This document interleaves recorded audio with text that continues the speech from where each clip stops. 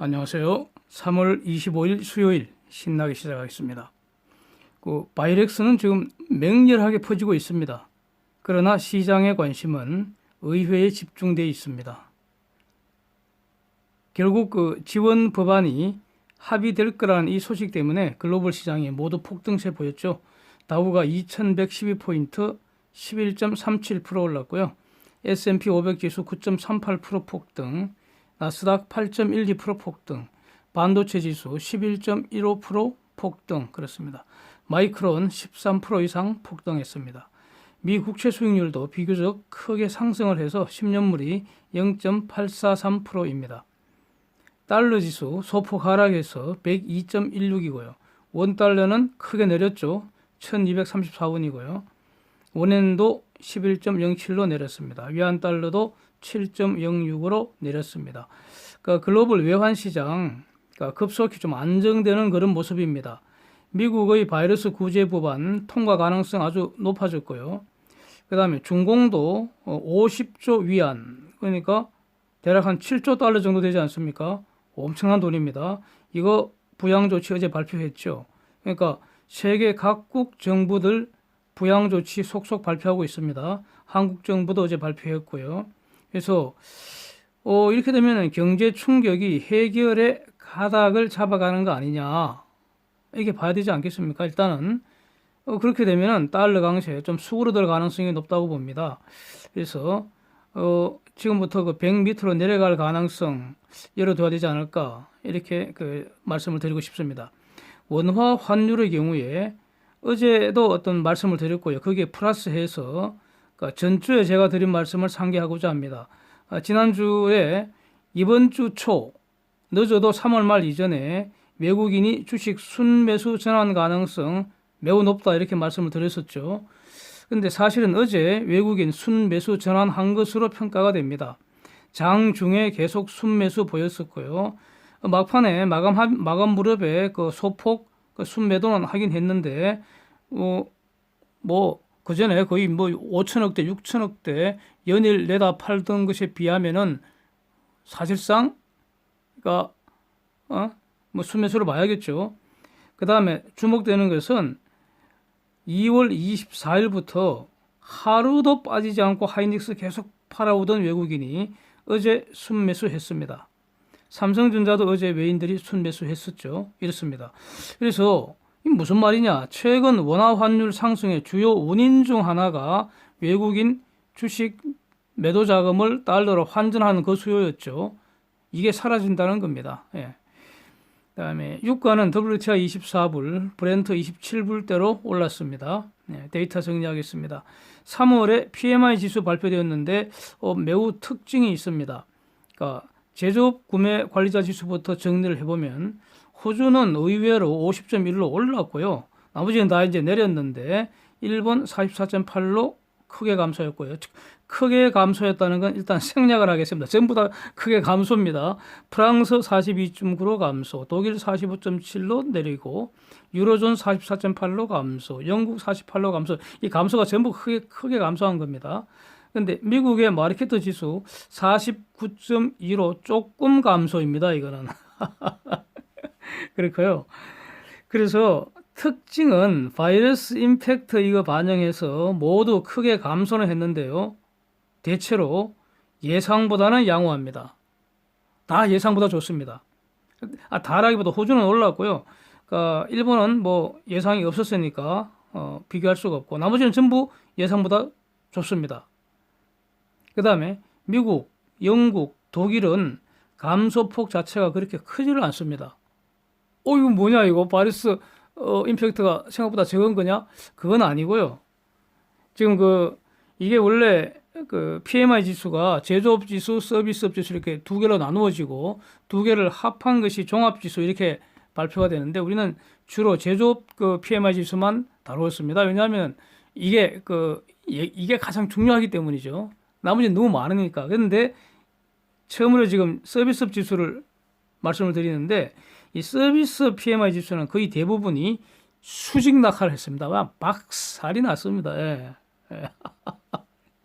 그리고 전부 다 아, 전부라는 건 좀 하여튼 대부분 다 예상보다 더 악화됐습니다.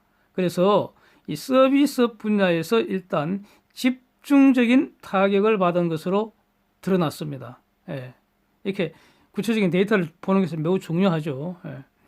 그래서 이걸 다 반영을 해서 이거는 뭐 숫자는 보지는 않겠습니다. 그래서 종합 구매자 지수를 참고로 말씀을 몇 개 드려보면은 유로존이 이전 51.6에서 31.4로 추락했고요.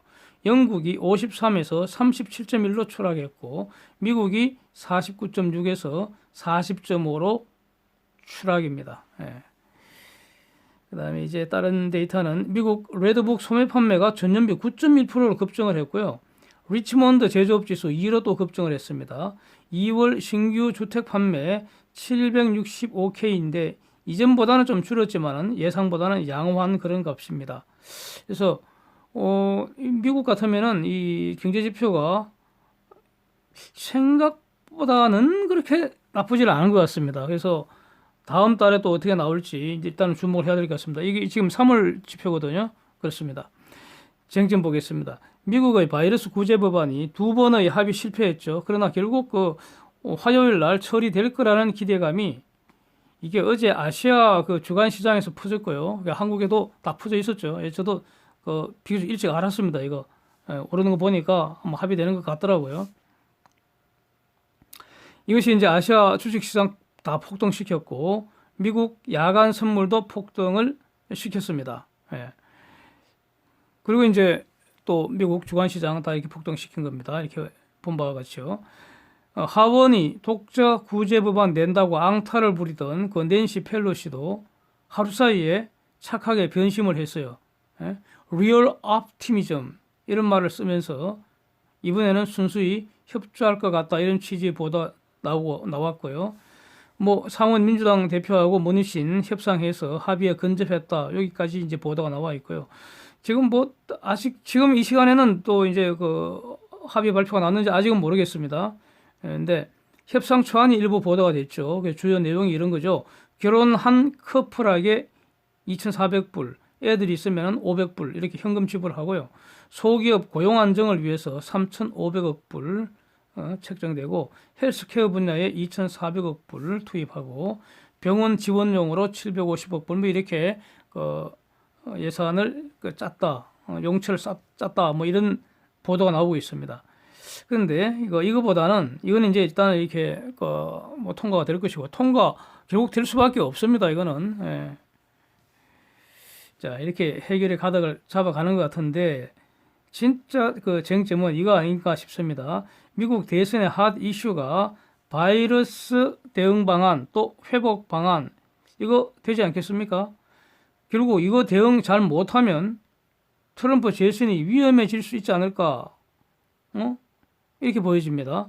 지금 제 입에서 트럼프 재선이 위험해질 수 있다 이 말이 처음 나오는 것 같습니다. 좀 심각하지 않을까 그렇게 생각이 됩니다. 이건 뭐 민주당이 잘했기 때문이 아니라 트럼프가 못했다고 평가를 받게 되면은 그러면 반사 이익, 실망 이익 이런 걸 민주당이 누리지 않겠습니까? 항상 이 중도표가 중요하니까 바이든이 이렇게 지금 공격을 개시를 했죠. 이미 바이든이 이런 공격을 개시한 거는 좀 됐는데 저는 뭐 바이든이 하는 말이니까 제껴뒀는데 이게 말하지 않을 수가 없네요. 그러니까 공격의 포인트는 이거 같습니다. 트럼프가 알았다는 거예요. 이 우한 바이러스 이거 심각하게 퍼질 수 있다는 걸 알면서도 적어도 1월 말경에 알았다 이거죠. 그런데 적어도 한 달 이상 제대로 대응을 못하고 시간 낭비했다 이겁니다. 이걸 공격하는 거예요. 이거 말 되잖아요. 예? 이건 말 되는 것 같습니다. 이거 상당히 위협적일 것 같습니다. 한 달 이상 시간 날리고 초반 대응을 잘 못해서 대응을 잘 못했다는 거죠. 바이러스 대응 잘 못했다는 거죠. 그래서 결국 미국 경제가 더 심하게 지금 타격을 받고 그래서 노동자 여러분들이 고통받고 있다. 이렇게 공격을 하는 거죠. 결국 표를 가져가야 되니까.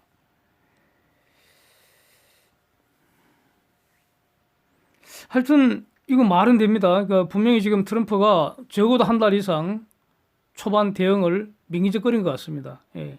예? 시기를 골든타임 놓친 거 아닌가 그렇게 생각이 됩니다. 그전에 이미 준비를 다 했어야 되는데 특히 왜 이게 초반 준비가 필요한 거 하니 처음 생겼으니까 진단 키트는 없을 수밖에 없잖아요. 우리도 한국 벤처 기업들이 그 진단 키트를 초반에 아주 발빠르게 만들어냈고 그것을 또 식약처가 임시 사용 허가를 해주고 이렇게 해서 지금 글로벌 경쟁력을 갖게 된 거 아니겠습니까? 이 처음 생긴 바이러스이기 때문에 진단 키트나 치료약이나 백신이 있을 수가 없잖아요. 그래서 이 중공이나 한국에서 퍼지는 걸 보고 빨리 이거 준비를 미리 시작을 했어야 되는데 그걸 하지 않았다. 이런 주장입니다. 이거는 트럼프로서는 분명히 수세에 있다. 이렇게 보여집니다. 그래서 트럼프로서는 결국 경제 충격 극소화하고 빨리 정상화시키는 이게 지금 시급한 과제가 됐는데 이게 이제 그 조급증을 느끼는 건지 이스트까지 미국 다시 오픈하고 싶다. 이렇게 폭스 인터뷰에서 주장을 하고 있습니다. 이스트데이. 부활절 아닙니까? 부활절이 금년에는 4월 12일입니다. 그러면 지금부터 3주 후인데 과연 3주 후에 미국 다시 오픈할 수 있겠습니까? 그러니까 공항 다 열고 말이죠. 옛날처럼 다 사람들 받아주고 셧다운 한 거 풀어버리고 다시 돌아가게 할 수 있겠습니까?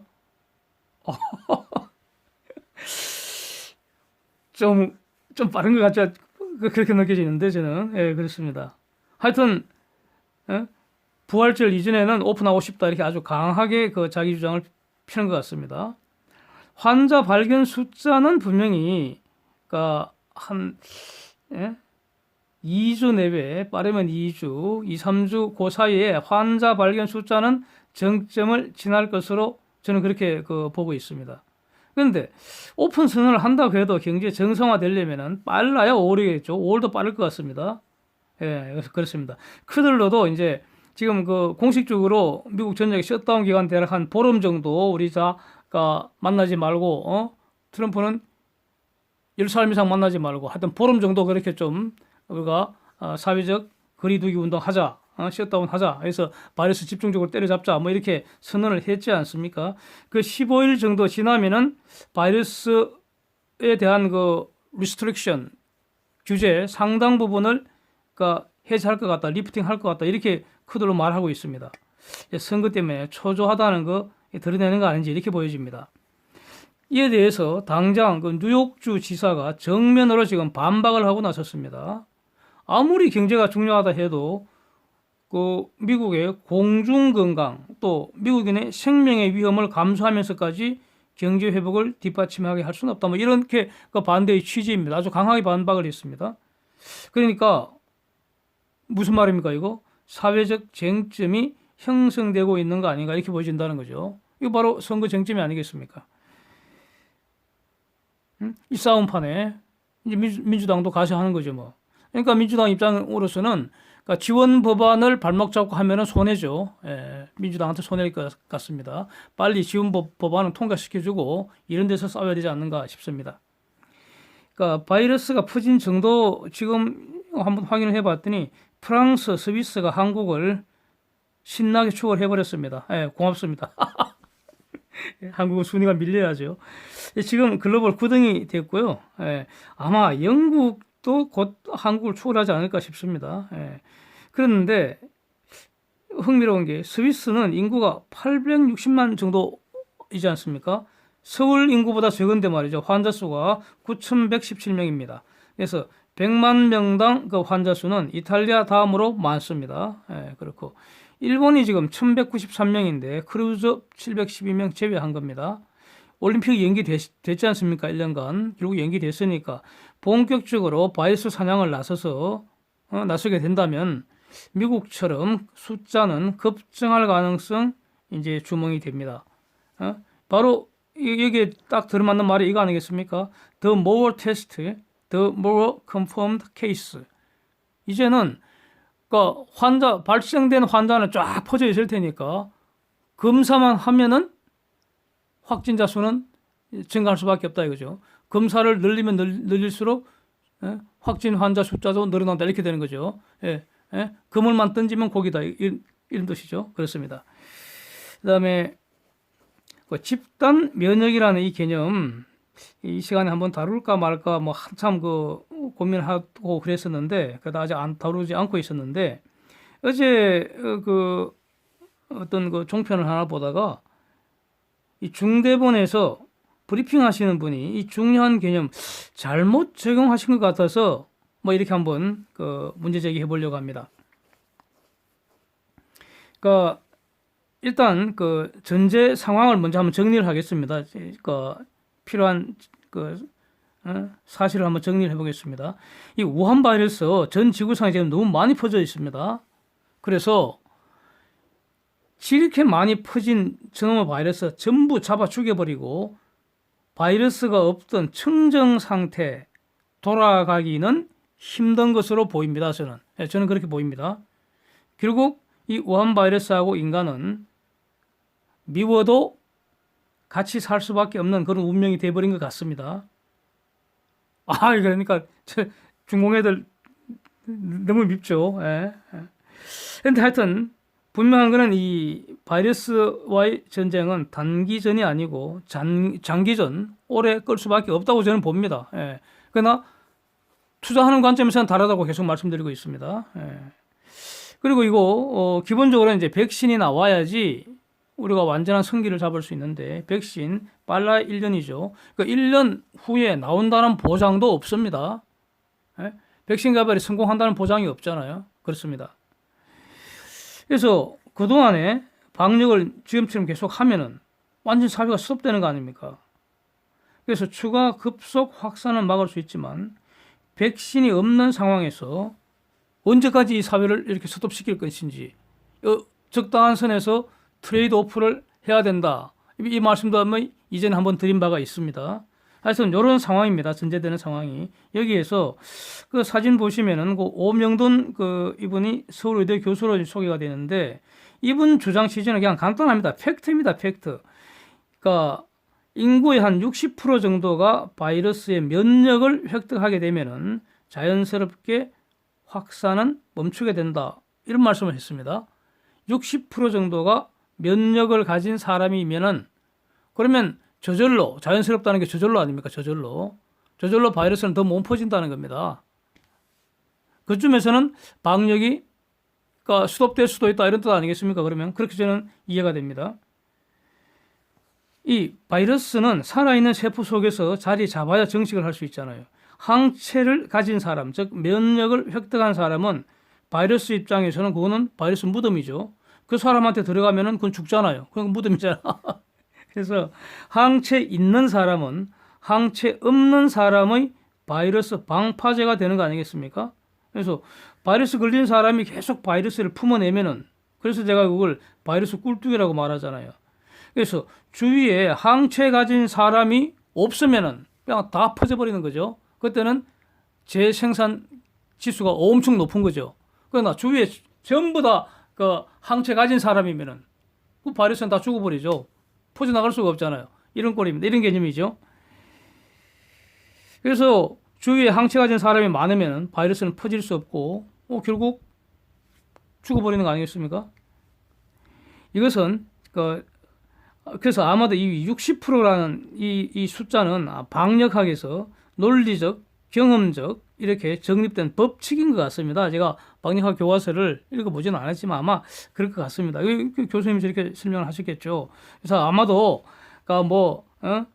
지수함수나 이 로그 함수 이거 활용해서 방정식 이게 분명히 있을 것 같습니다. 뭘 이렇게 유도해낼 수 있을 것 같습니다. 네. 그래서 이러한 어떤 일종의 정리된 팩트를 알려주신 거로 저는 이렇게 생각이 들고요. 이거는 어떤 방역 정책을 제시한 거는 아니라고 봅니다.